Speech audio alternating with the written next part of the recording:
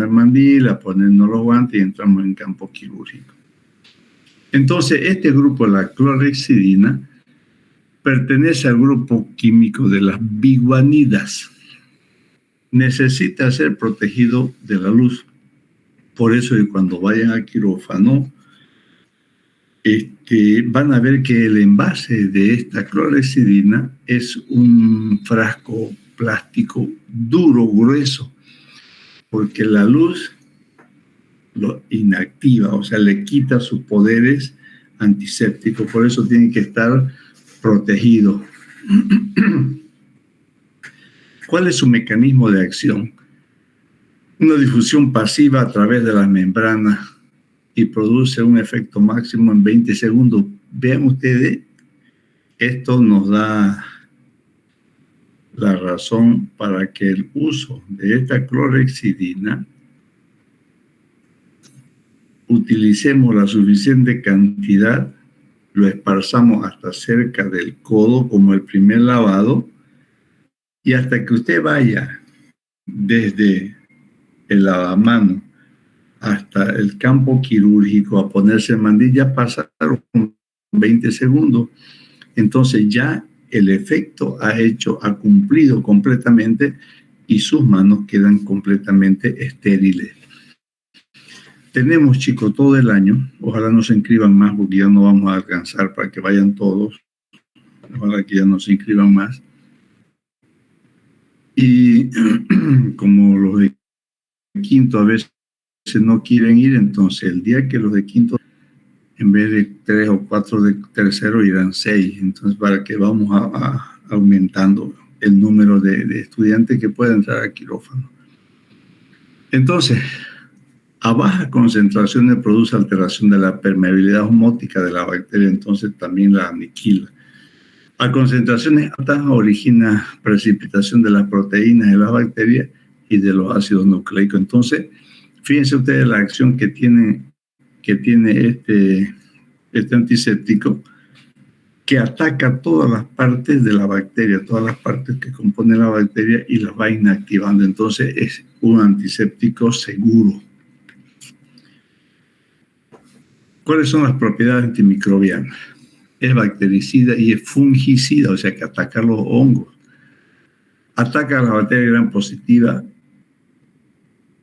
pero son más sensibles que la gram positiva a ver. Esta clorhexidina ataca más y responde mejor la bacteria gram positiva y menos la gram negativa. Inhibe el crecimiento de las esporas. Por eso cuando uno se lava, chicos, las manos, cualquier método que utilicemos, los pliegues interdigitales es importante que nosotros lo tengamos bien cubierto, porque en los pliegues interdigitales hay más hongos, sobre todo la Candida albicans. Inactiva los virus a través de su cubierta lipídica. Fíjense que utilizamos nosotros esta clorhexidina para desinfectar instrumental que ha sido utilizado en pacientes con VIH o con herpes. Aplicaciones. Se utiliza como antisepsia de la piel en soluciones acuosas al 4%. Antisepsia del campo quirúrgico en soluciones acuosas al 5%. Antisepsia de las heridas en solución del 0,1 a 0,5%. ¿Por qué la piel al 5%? Porque existe mayor cantidad de gérmenes. En cambio, en la antisepsia de las heridas, que usted ha abierto la herida y antes de cerrarle pasa clorhexidina, estamos protegiendo de que esa herida no se infecte. Se utiliza en ginecología, en quemaduras, como antisepsia de los pacientes quemados, se los baña con clorhexidina a los pacientes quemados. Y también cuando nace un bebé y le cortan el cordón, ese cordón lo limpian con clorhexidina. En cuanto a toxicidad, no se ha comprobado carcinogénesis, o sea, que es carcinogénesis, o sea, que produzca cáncer. Entonces, estamos hablando de un antiséptico seguro. Se absorbe muy poco por piel.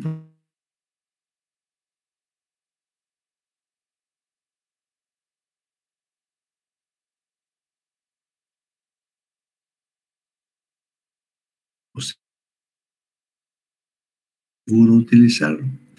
Donde no se debe aplicar es en el sistema nervioso central, o sea, en cirugías de cerebro, por ejemplo, no se debe utilizar porque pueden producir inflamación de la meninge y producir una meningitis que, si bien es transitoria, puede en un niño, en un bebé, producir algunas secuelas.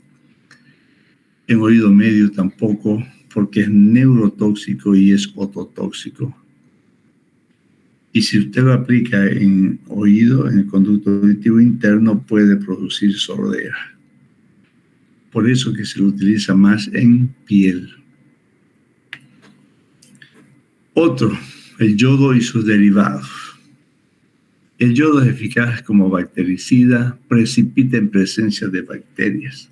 Puede retrasar la formación de cicatriz en las heridas, por eso que no se debe hacer antisepsia de una herida con el yodo o con el alcohol yodado incluso. Está prohibido, primero, por esto que retarda la cicatrización de las heridas, y segundo, porque produce mucho dolor. Es oxidante, precipitante de los ácidos nucleicos, entonces también es un buen antiséptico. Es activo contra bacterias gram positivas y gram negativas, contra hongos, micobacterias, virus y esporas. Fíjense ustedes que es un buen antiséptico. ¿Cuál es el problemita? Que como es una sustancia inflamable, peor aún si está combinado con alcohol, el famoso alcohol yodado, puede con el uso del electrobisturí producir quemadura por explosión. Se utiliza como antiséptico de urgencia. ¿Por qué? Porque usted lo tiene a mano, y dos, porque se evapora fácilmente. Por eso que utilizamos, después que nos lavamos las manos, la inmersión en el lavador con alcohol. Los yodóforos destruyen a formas vegetativas de bacterias, hongos, virus, incluso micobacterias y esporas. Se aplica preferentemente para antisepsia de piel, mucosas, operaciones, heridas.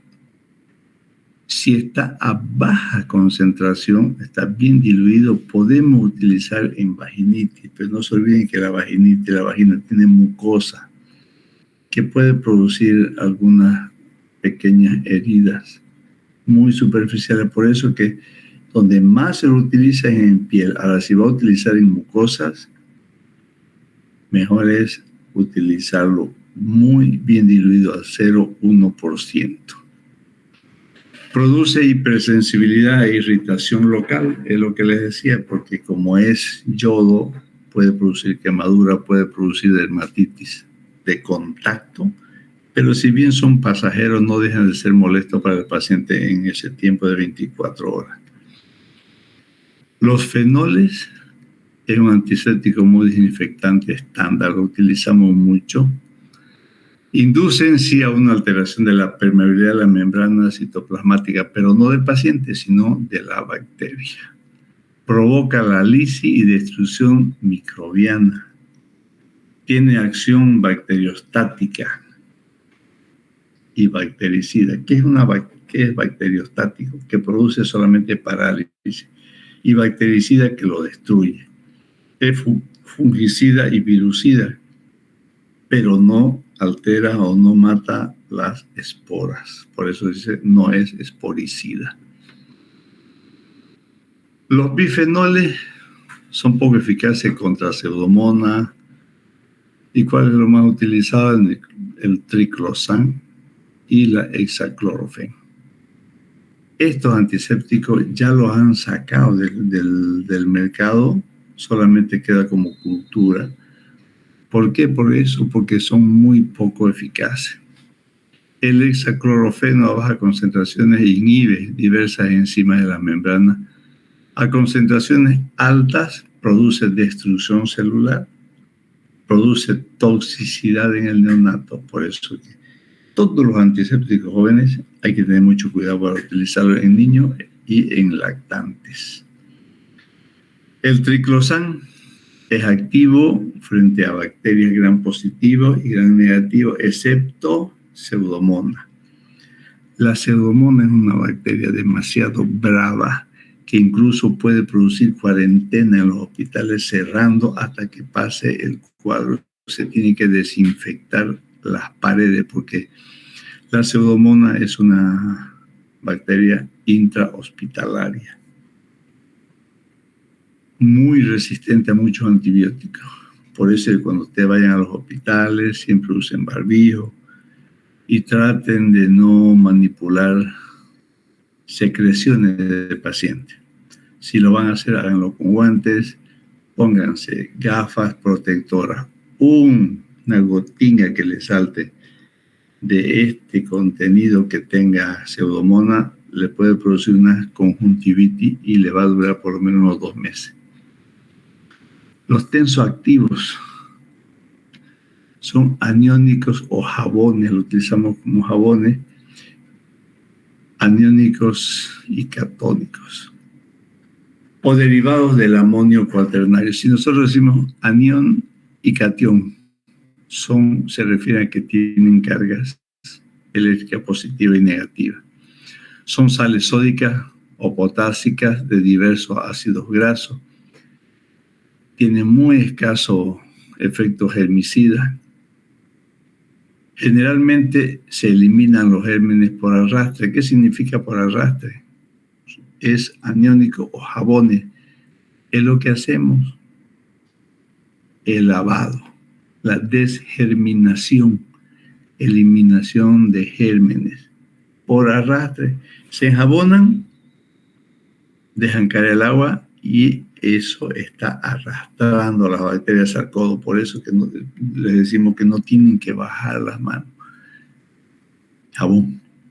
Los catiónicos tienen acción microbicida por entrada a través de la pared de la membrana celular. O sea que los catiónicos son mejor que los jabones o aniónicos. Actúa sobre bacterias gram positivas y gram negativas, fungicida, incluso virucida, pero no contra las esporas. Toxicidad. Puede producir dermatitis de contacto e irritación nasal por el olor, sobre todo los catiónicos. Fíjense ustedes, todos los antisépticos producen dermatitis. Una inflamación de la piel que no les va más allá de 48 horas. Y que eso generalmente desaparece colocándose cremas que tengan un poco de vitamina D. Derivados de los metales pesados. Nitrato de plata, sulfadiazina argéntica y los famosos mercuriales o derivados del mercurio. El nitrato de plata inhibe la división celular. Tiene una acción bactericida en quemaduras e infecciones oculares, pero el nitrato de plata, la sulfadiazina argéntica, a pesar de que es un buen antiséptico en infecciones oculares, se la ha desechado. ¿Por qué? Porque puede producir grandes alteraciones a nivel de córnea. Y si se lo utiliza, tiene que ser con mucho cuidado. Usted lo coloca, lo deja 5 minutos, después tiene que lavar para que no quede el resto del nitrato. Se lo utiliza mucho en pacientes que tienen queloides o que tengan verrugas. El nitrato de plata los quema fácilmente. La sulfadiazina argéntica. La sulfadiazina argéntica es muy conocida y estoy seguro que todos la conocen. Es el famoso quemacurán. Esa es la sulfadiazina argéntica. Ahora el quemacurán viene con el nombre de quemacurán L, que significa que tiene lidocaína. Entonces, aparte de que es un buen bactericida, produce analgesia en el paciente quemado. La sulfadiazina argénica actúa sobre la pared celular y membrana citoplasmática, o sea que es excelente.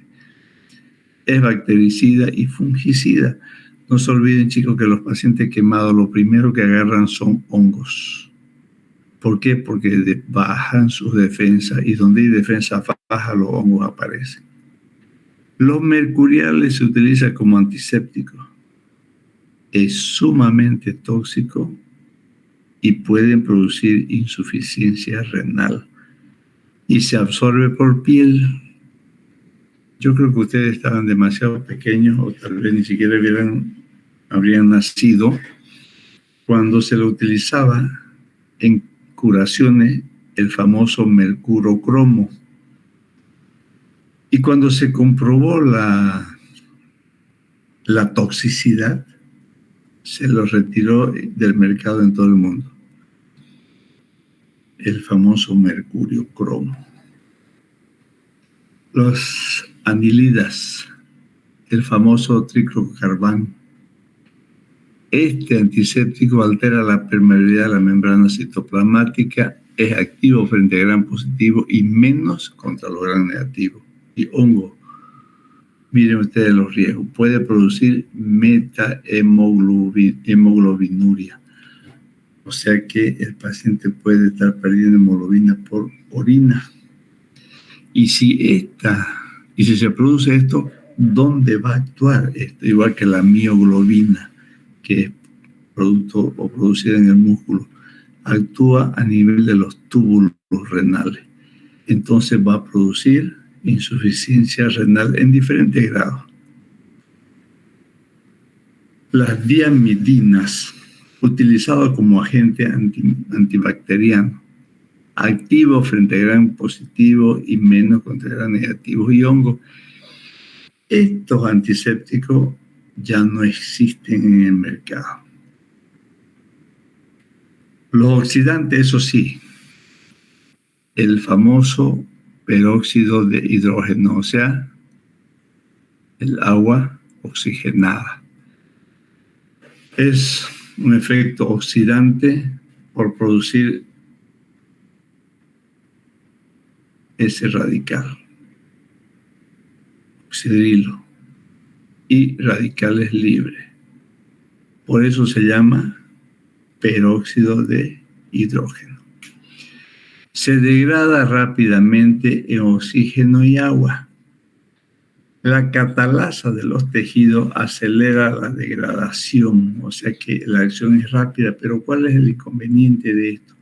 Que penetra en los tejidos, sobre todo en el tejido celular subcutáneo, produciendo burbujas de aire que puede uno confundirlas con una infección por anaerobio. Por eso que generalmente como antiséptico para curar heridas no se lo utiliza como heridas infectadas, sobre todo por este riesgo de que usted pueda confundir una infección muy grave y solamente es la penetración de las burbujas en el tejido celular subcutáneo. Dificulta la germinación de las esporas y de los anaerobios. Pero después de utilizar el agua oxigenada en una herida, tiene que lavar con suero fisiológico para tratar de que no quede. ¿Dónde se lo utiliza más? En hemorragias en napa, o sea, hemorragias que no se sabe de dónde sangran, pero sangran. Van, como se dice vulgarmente, va manando sangre de todos lados. Entonces ahí usted agarra una compresa, o un apósito, o una gasa, embebida con agua oxigenada, exprimida así, y lo coloca en la herida que está sangrando, se llama hemorragia en napa, ya vamos a verlo más adelante, y lo comprime con otro apósito o con otra compresa. ¿Cuánto tiempo? 5 minutos, que es el tiempo de sangría, de 5 y 7 minutos. Entonces, después de ese periodo, usted lo retira y ya dejó de sangrar. Entonces, es un excelente anticoagulante. Sigamos. Esto Vamos a hacer un repaso rápido de lo que hemos visto ya, lo que hemos hecho.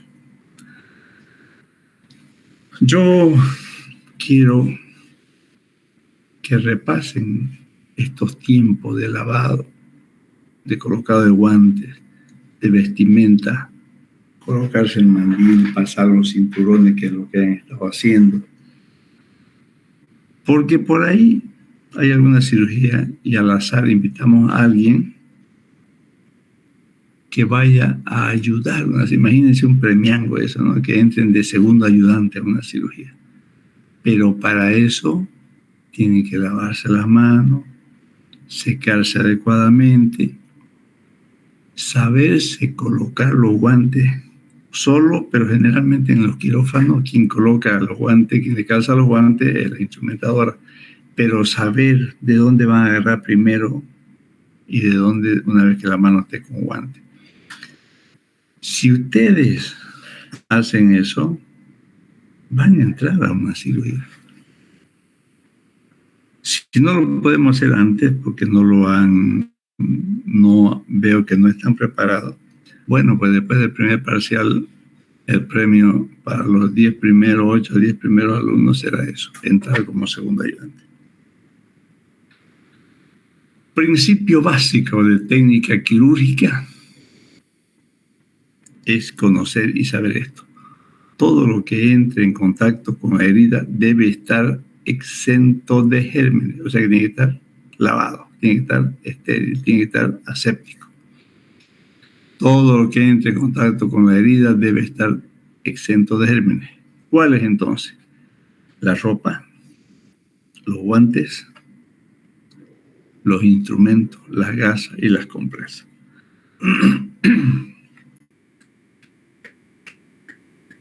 Miren, con el fin de cumplir regla tan fundamental, se debe desinfectar la piel del enfermo y esterilizar los instrumentos, las compresas de campo, las gasas, los hilos, la ropa delantal y los guantes, lo que entra en contacto con la herida.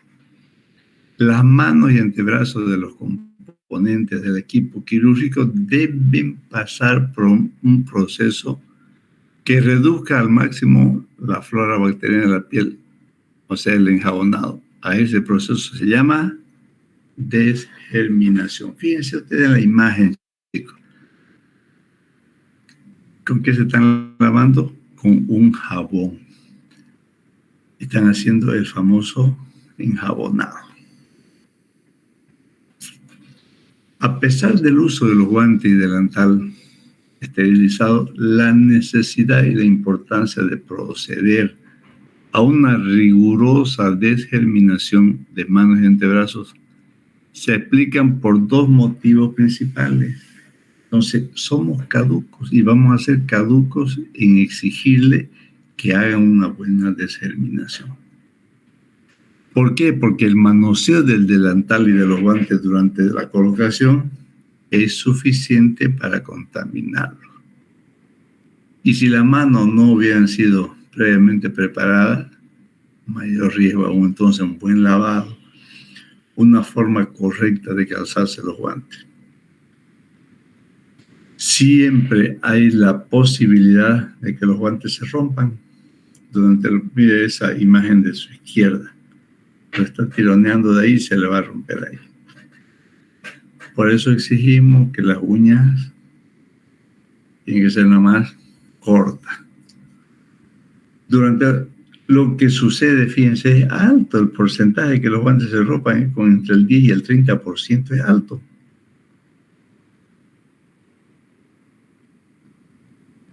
Y por cada pinchazo de un guante pasan 18.000 bacterias. Imagínense si se desgarra.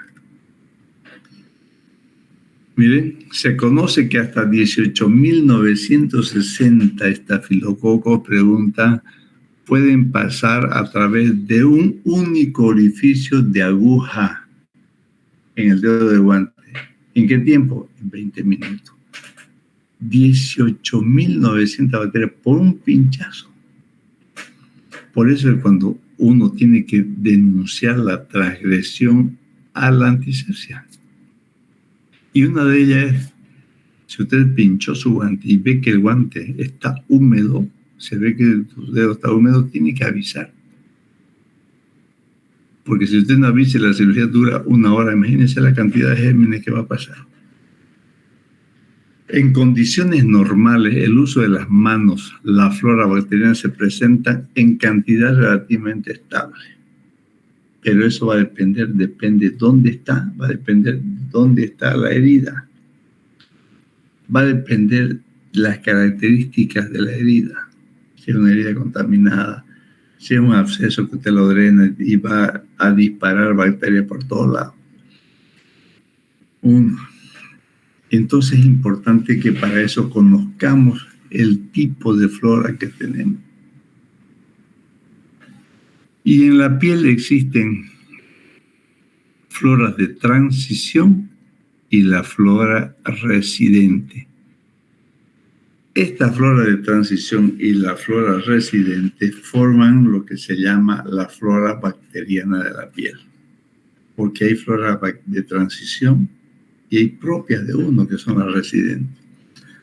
¿Qué es una flora de transición? Está compuesta por todos los tejidos, por todos los tipos de gérmenes, especialmente con aquellos con los cuales una persona entra en contacto. Si usted va a drenar un paciente con un pie diabético, la infección del pie diabético es multibacteriana.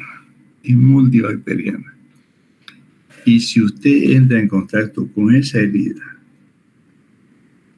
y después no se saca bien los guantes o no se saca el mandil porque es una cirugía contaminada, de ahí va a sacar gérmenes en su ropa y va a llevar a los otros quirófanos y va a llevar a su casa. Por eso que es importante que nosotros hagamos primero una buena desinfección, segundo un buen calzado y una buena vestimenta y tercero un buen retiro. Porque son gérmenes fácilmente transmisibles a otros individuos y peor aún si usted está resfriado, si usted es un paciente, una persona que está recién vacunada, porque las vacunas en el primer 24 48 horas le bajan un poco la defensa. Y peor aún si son pacientes mayores. ¿Bueno?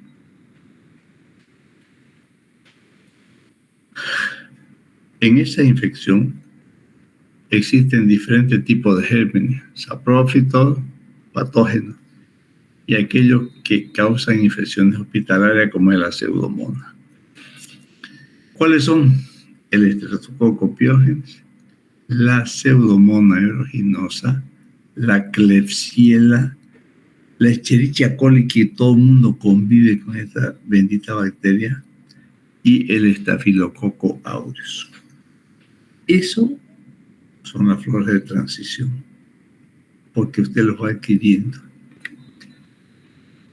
¿Qué es y cuáles son las floras residentes? Está compuesta por poblaciones bacterianas relativamente estables en tamaño y composición y difiere cualitativamente y cuantitativamente en diferentes partes del cuerpo y en diferentes tipos de personas también. Por ejemplo, los disteroides o anaerobios. ¿Dónde están? En la cara. En la zona con grandes cantidades de sebo, la cara. Por eso, chicas, ustedes antes de dormir se pasan una buena crema, se sacan su maquillaje y sobre todo se sacan toda la tierra que llevaron de la calle para cuidar su piel. Gran positivos, donde vamos a encontrar mayormente en áreas de la piel más seca, conductos sebáceos, folículos pilosos, escamas epidérmicas. ¿Dónde están? Donde la piel está en contacto con el medio ambiente.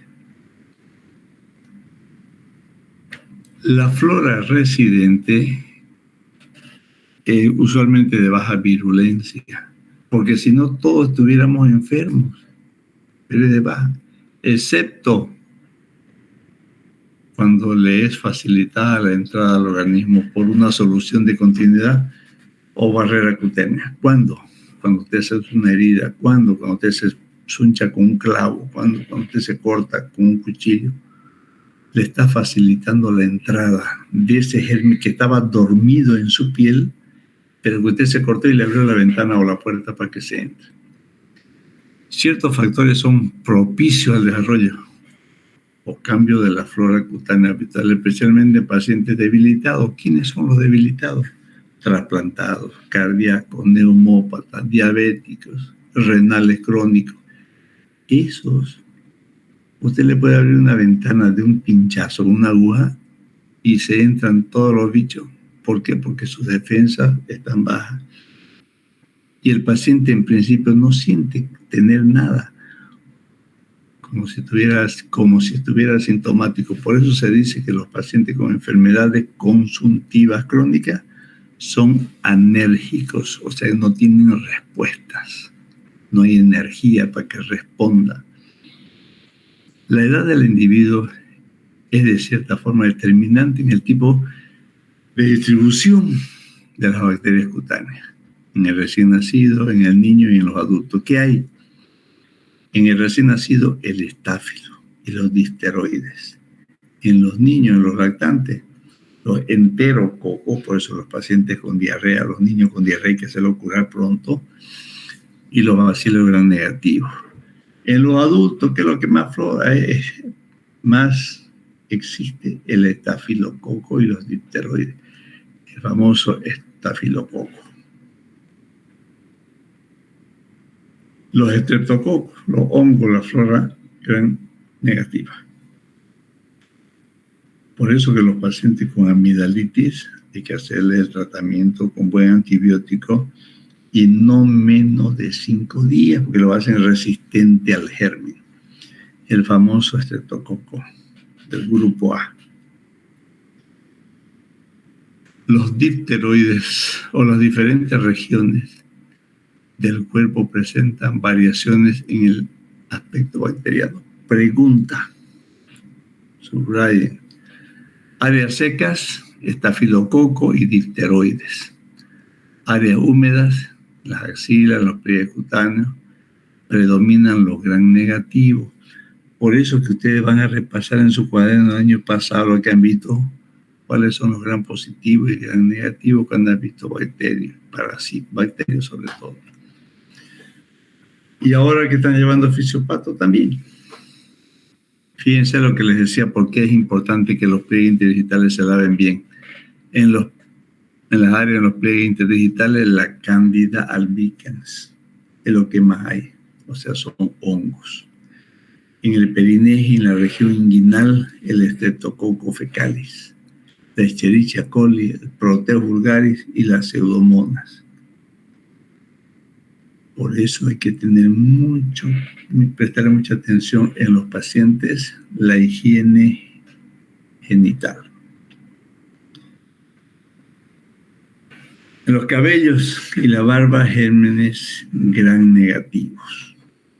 Por eso que en el internado se tiene mucho cuidado en los pacientes, bueno, me he dicho en los internos y residentes que tengan barba, sobre todo en los residentes de cirugía, ¿no? Usted se pone el barbijo y la barba sale por un lado, entonces es preferible no usarlo. El lavado de manos clásico que hemos hecho, es necesario recordar que antes de iniciar el lavado de las manos se debe cortar las uñas y limpiarlas si es necesario. El método utilizado es el clásico con cepillo y jabón. Ahora utilizamos la povidona jabonosa. Se complementa con inmersión alcohol al 70% que han puesto en el lavador. Puede ser puro o puede ser alcohol yodado. Durante todo el lavado, las manos serán mantenidas por encima del nivel de los codos. Por eso que sus auxiliares les han dicho, antes de venir a esta clase, lean la parte teórica. ¿Para qué? Para que el agua corra hacia los codos y no a la inversa. El lavado propiamente comienza con un jabonado muy abundante, a lo que yo les decía, tienen que jatupear, mientras más espuma, mientras más lavaza tenga, mejor, porque ustedes van a después hacer el barrido. Con el agua se hace el barrido. Los antebrazos y los codos, luego se quita todo el rastro de jabón por por escurrimiento, se sale el jabón, por el simple arrastre del agua. Luego recién se toma el cepillo, que generalmente está esterilizado. Y ahí se vuelve a poner el antiséptico o el jabón y empieza el primer cepillado, que debe abarcar las manos y los antebrazos. Fíjense que dice, no así los codos. Se inicia frotando enérgicamente, ¿ve? La punta de los dedos. Y ustedes con tanta delicadeza, una pasadinga. No, es varias veces. Dice enérgicamente. La punta de los dedos, los surcos e interdigitales y las 4 caras. Palma, dorso. Empezamos uñas, dedos con los pliegues, cara palmar, cara dorsal. O sea, hemos hecho las 4 caras de la mano. Y luego se va hasta el antebrazo sin comprometer el codo. Y después se retira el jabón, se lava la esponja y se vuelve a tomar, hacer lo mismo con el otro antebrazo. Fíjense que en cada cepillado se tiene que enjuagar el cepillo. Solamente en el tercer lavado, que es hasta la mano, ahí pueden utilizar el mismo jabón y el mismo cepillo, el mismo, sin lavarlo, para hacer los 2 terceros tiempos en ambas manos. Primer lavado, piense que el enjabonado o la desgerminación, no se utiliza el cepillo. Pueden utilizar la esponja o pueden utilizar solamente el jabón. Más nada, o el povidón jabonoso. Y después dice, tome el cepillo y cepille enérgicamente. Primero, hasta el antebrazo, sin incluir codos. Segundo, al tercio medio. Y tercero, solamente la muñeca. Con abundante espuma. El lavado de las manos y el escobillado riguroso por lo menos debe durar 10 minutos, controlado en el reloj, con antiséptico y agua caliente, dicen, pero nunca se utiliza.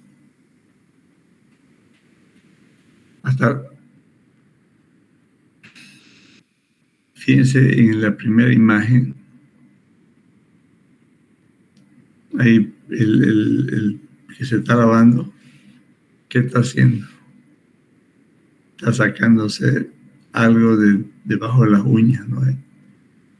Entonces es importantísimo que ustedes hagan un buen cepillado.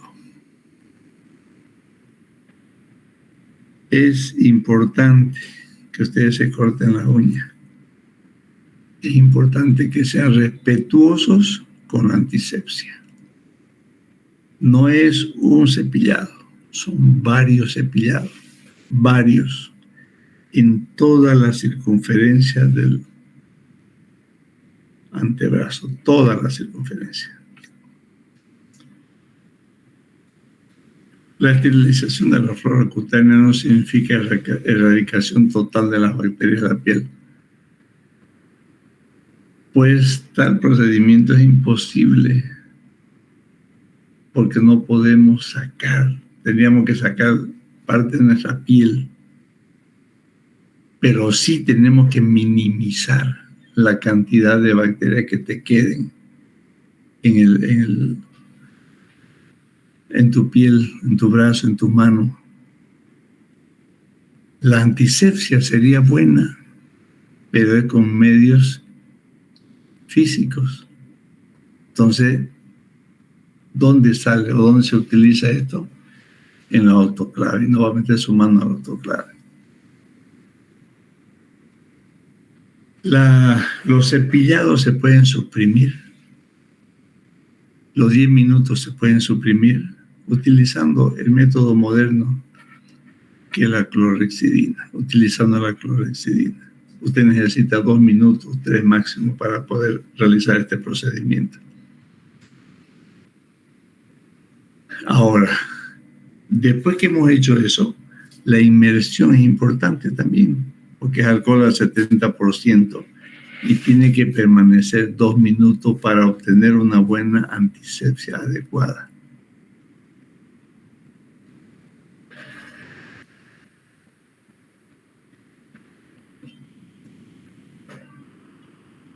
Lavado de manos con la técnica actual. Fíjense ustedes. Primero, que los antisépticos vienen colocados en un recipiente que va pegado a la pared y usted lo maneja con el pie, con el codo, o puede haber alguien que se lo coloque. Mojar las manos siempre antes de cualquier procedimiento. Y se aplica 3 a 5 ml de este jabón de clorhexidina al 4%. Luego se deben frotar las manos como si estuvieran enjabonando, como si estuviera lavado hasta la altura del antebrazo, no el codo. Y esto se le hace en ambas manos, lo mismo. Ya no necesita el cepillado. Si usted no tiene clorhexidina, con cualquier antiséptico sí utiliza, pero con la clorhexidina se acabaron los cepillados.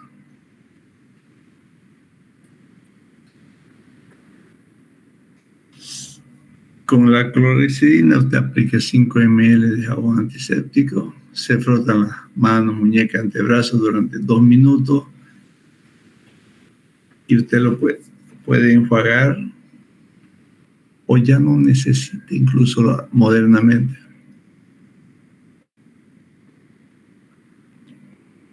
Resumiendo, para que entendamos, en el método antiguo no utilizábamos jabón y cepillo. El enjabonado en cualquier tiempo hasta utilizando la clorhexidina, el enjabonado es fundamental. Se utiliza yodopovidona, que es la que utilizamos, povidona jabonosa. Usted puede poner un buen enjabonado con ese antiséptico y utilizar el cepillo. Si está utilizando cepillo, utilizando la clorhexidina, porque lo puede hacer, van 5 minutos. Y en cada procedimiento que haga, lo tiene que cepillar. Y se tiene que enjuagar. Cepillar, enjuagar, cepillar, enjuagar. Ya, como le digo, el procedimiento actual ya no utilizan ni cepillo, ni toalla, ni nada, solamente el papel secante que hay ahí, el papel, hacen el enjabonado, se secan, utilizan la clorhexidina, se mojan todo con la clorhexidina hasta la altura del antebrazo, sin incluir el codo, esperan 20 segundos y el efecto del antiséptico ya cumplió su acción. Y ustedes no necesitan secarse, van directamente a colocarse el mandil. Fíjense el lavado de manos en 5 minutos. 2 minutos de lavado, o sea, el jabonoso. 1 minuto para la utilización de la escobilla solamente en uñas. Y 2 minutos para el segundo lavado. No necesita más tiempo. Son 5 minutos. 2 minutos de lavado en jabonado, 1 minuto para el cepillado de las uñas solamente y 2 minutos para el segundo lavado. Todo con enjuague entre lavados. 2 lavados solamente necesita. Los lavados posteriores son de solo 2 minutos y o concluyen el escobillado de uñas. Enjabonado, quitan el jabón. Ponen jabón, escobillado de uñas 1 minuto. Se sacan ese jabón y para el segundo lavado, 2 minutos hacen lo mismo. Sanitización o lavado de las manos en seco.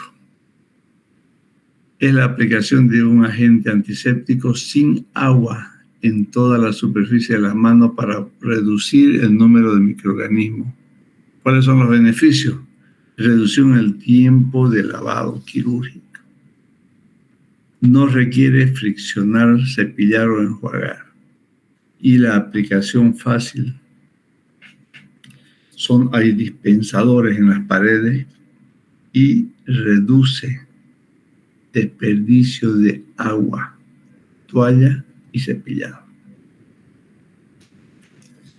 Esto se refiere al mismo antiséptico de la clorexidina, pero a pesar de eso en el hospital se hizo cultivos haciendo este método y se encontró de que a pesar del buen antiséptico habían infecciones de las heridas. Entonces, ¿qué se ha hecho? Se ha utilizado el primer tiempo de los otros métodos de lavado, que es la desgerminación. El enjabonado, secado y después recién la aplicación del antiséptico. Existen, se llaman bombeos. ¿Qué es un bombeo? Es la aplicación del antiséptico por la bomba que tiene de recepción. Aplicación de 2 ml de solución en la palma de la mano, con la bomba de pie o con el codo.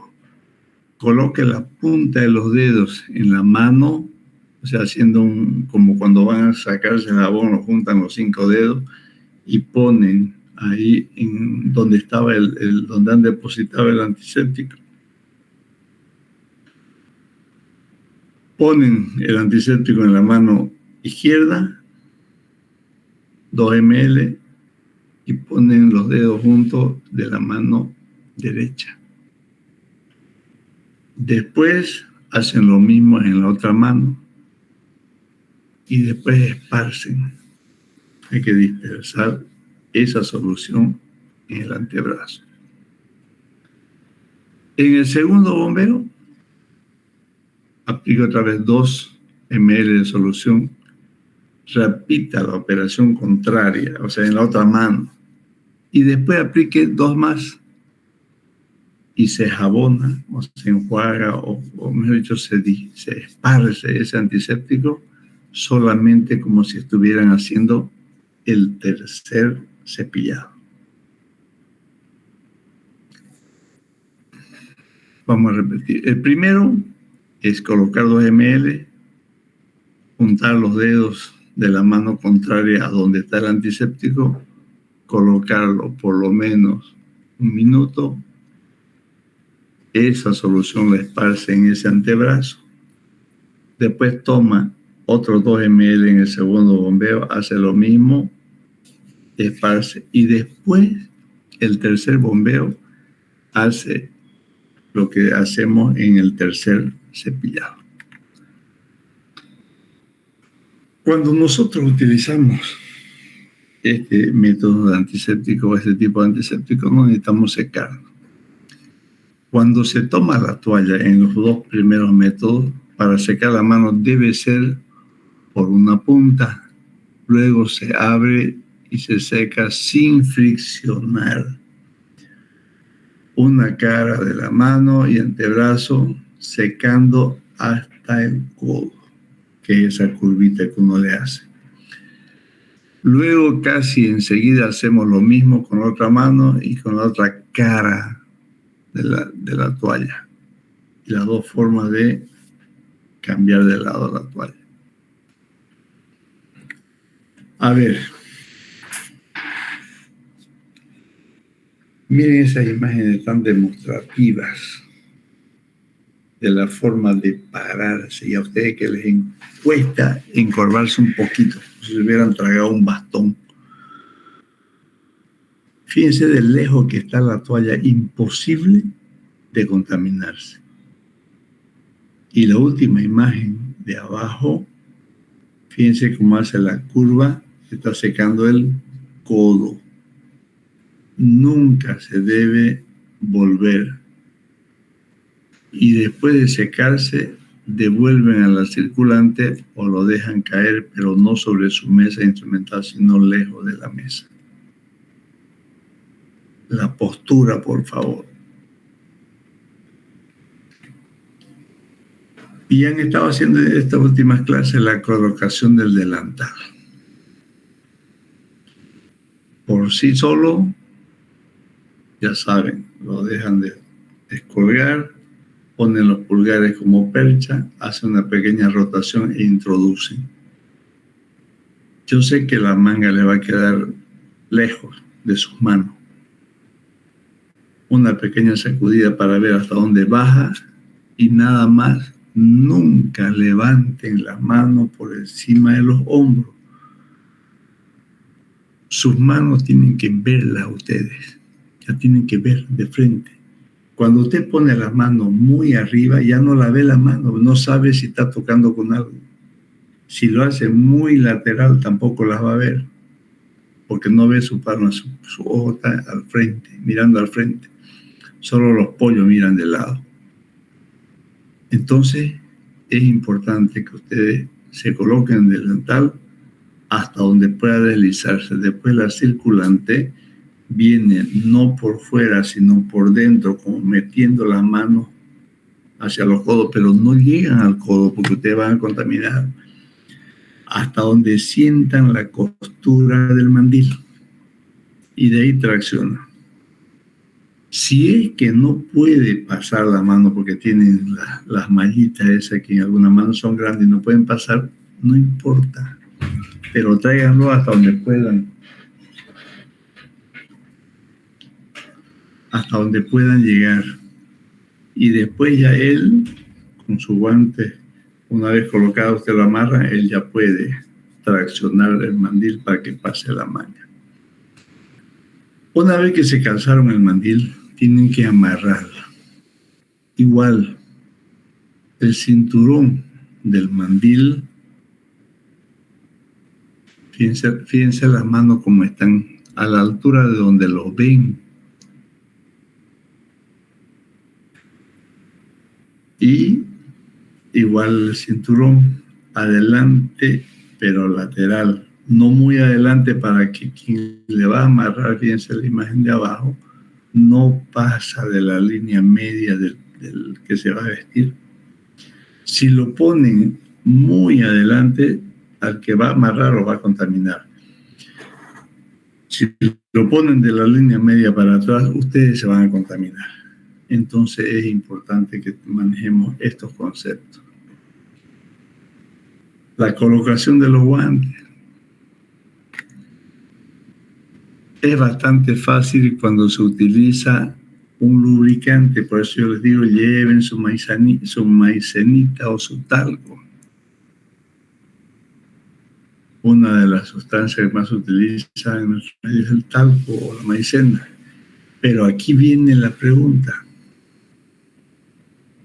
Que debe evitar que el talco se deposite en la mesa de instrumentación. Por eso que usted calza su guante y se calza retiradita de su mesa. ¿Por qué? Porque los guantes con talco, por eso uno se calza los guantes y le pide, o la instrumentadora ya de memoria le entrega una compresa húmeda para que usted se seque los guantes, se limpie los guantes del talco. Porque los talcos pueden producir adherencias, pueden producir bridas. ¿Qué son las bridas? ¿Qué son las adherencias? Son hilos que se forman en los tejidos intraabdominales y después ese talco va a producir esa brida que van a llevar a una obstrucción del intestino. Por eso que hay que secarse bien, limpiarse bien los talcos de la mano y después recién entrar a cavidad. Aquí están mostrando la técnica de calzado de guantes montados. Si van a calzar la mano, si el guante izquierdo han puesto sobre el guante derecho, entonces tienen que calzar la mano izquierda. Si lo ponen al revés, calzan la mano derecha. pero siempre tomen el doblez del guante para no contaminar. Fíjense esto lo que dice, pregunta. El talco es difícil de esterilizar porque es una sustancia orgánica y es no absorbible. Constituye un cuerpo extraño para los tejidos y provoca formación de granulomas, adherencias. Y eso lleva a un proceso inflamatorio, un estrangulamiento de las asas intestinales y posterior perforación. Por eso nunca uno debe meter mano a cavidad abdominal si no se ha quitado el talco. Por eso que ahora apareció otra sustancia que no producen este tipo de problemas. Ya son sustancias orgánicas, no inorgánicas como el talco. Entonces el talco fue sustituido por esto que se llama Biosor. Por eso dicen en algunos países el talco es sustituido por un lubricante orgánico, absorbible. Es un derivado del almidón de maíz químicamente modificado y se llama Biosor 60, pregunta. Se puede también solicitar la ayuda de la instrumentadora, que es lo más fácil que hay. Y esto en los quirófanos siempre la hace la instrumentadora. Salvo que le diga el cirujano que hace usted porque llegó retrasado, porque es una cirugía de emergencia y la instrumentadora está ocupada, entonces tiene que calzarse. Y la mejor forma de calzarse no es la de montado, es la 1 por 1, es la que yo normalmente hago. Meten el dedo sin guante, no del fondo, solo de la orilla, para que calce. Una vez que han calzado el guante, o la mano que está calzada con el guante, ya para el segundo tiene que ir por debajo. Ahora, esto también es importante. El delantal y guantes se retiran de manera que la superficie externa contaminada no toquen la piel o la ropa de circulación del centro quirúrgico. Entonces, ¿qué hay que hacer primero? Quitarse el delantal, que es el que más se ensucia. Y se puede usted quedar con los guantes para retirárselo independientemente como han aprendido a quitarse los guantes. Si no es una cirugía contaminada, entonces sáquense primero los guantes y después se saquen el mandil. Ahora, si es una cirugía contaminada, lo ideal es quitarse el mandil con los guantes incluidos, donde la circulante le desamarra el mandil, se lo coloca los tiritos para adelante y como si usted se estuviera abrazando, lo va aspironando. Y fíjense que aquí juega un papel importante el pulgar. Hasta que usted baje hasta la altura de los nudillos, suelta el pulgar de esa mano y con ese pulgar quita el otro y lo arrolla donde el guante sale dentro del mandil o del delantal. Como está viendo ahí, ¿no?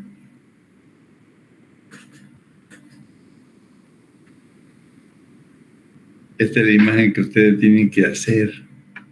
Así tiene que verse. No se precipiten al quitar el guante. Ustedes lo quieren quitar rápido. Suenan los guantes. Ahí se están regando de infección. Miren. Tracción. Y salen los guantes así, montaditos. ¿Verdad? Ahora, si no es cirugía contaminada, quítenselo como sea.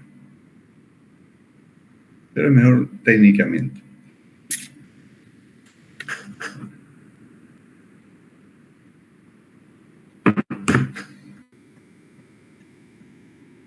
Niños, entonces, el sábado hablamos de otro tema. Mañana es su día, es el día del trabajador y no vamos a pasar clase. Pero el sábado sí volvemos a las clases presenciales. Chicos, desde mañana creo que hay ya la campaña de vacunación en los módulos, en el centro médico de la universidad, entonces hay que tratar de vacunarse.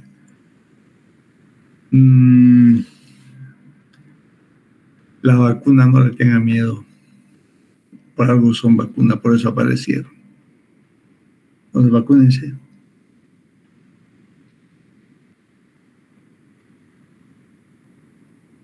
Yo les agradezco porque se dieron el tiempo de asistir a esta clase. Y Fabiana les va a pasar, a los que no pudieron por algún motivo, se les van a pasar las diapositivas. Buenas noches, chicos. Felices sueños, muchas bendiciones y no se olviden de estudiar. No se olviden que son estudiantes, no son alumnos, son estudiantes. Entonces, estudien antes. Muchas gracias. Buenas noches y buen descanso. Felicidades por el Día del Trabajo. Buenas noches, doctor. Buenas noches. Buenas noches, doctor.